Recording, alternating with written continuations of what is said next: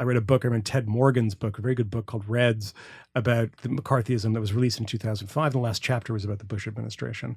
Is that if you feel that instinct to take a brilliant book of history, a brilliant work of, documentary art, cobbling together the words of James Baldwin, and if you feel that instinct to bring it to the present, you're doing it wrong.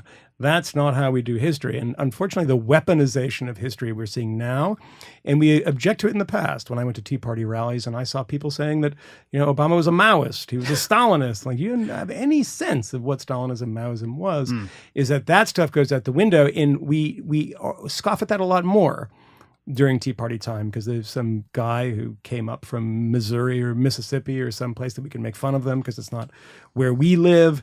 And they make these sort of absurd kind of, almost John Birch Society historical analogies. Mm-hmm. I find it more disturbing when I see people in universities, when I see people who have the levers of power, can make documentaries, taking historical events, historical precedent, flattening it, and flattening the lessons. And I think that there is an overuse of it cheapens the Holocaust, it cheapens slavery, whatever.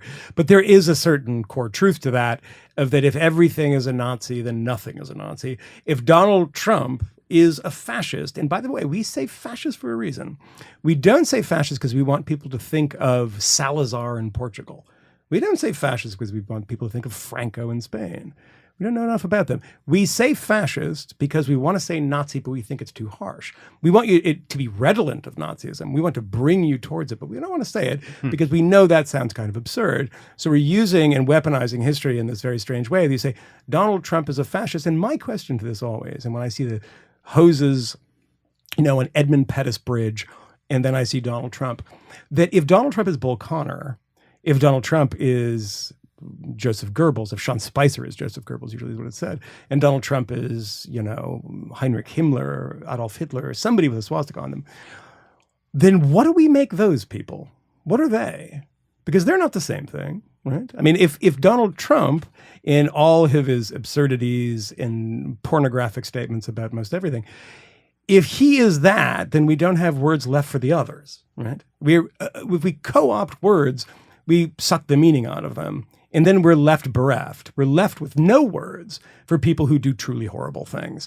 And I think that that's what is happening now, is that we're all racing to show the other person. And I do this, and everyone does. I say, anytime I say something that's even slightly in defense of Donald Trump, I have to make sure to say that I can't stand this man, and I do it. But we're all racing so quickly to say how morally abhorrent we find all of this stuff, that we take everything out of the tool shed and start throwing it, and then we look backwards towards history and we have nothing left. What are these people in the past who lined up people in pits and shot them and regularly shut down the levers of government, the instruments of democracy, as fascism did? What do we have now? We have courts that are checking the power of Donald Trump. This, my friends, is not fascism. This is actually democracy. And it's quite a wonderful thing to watch.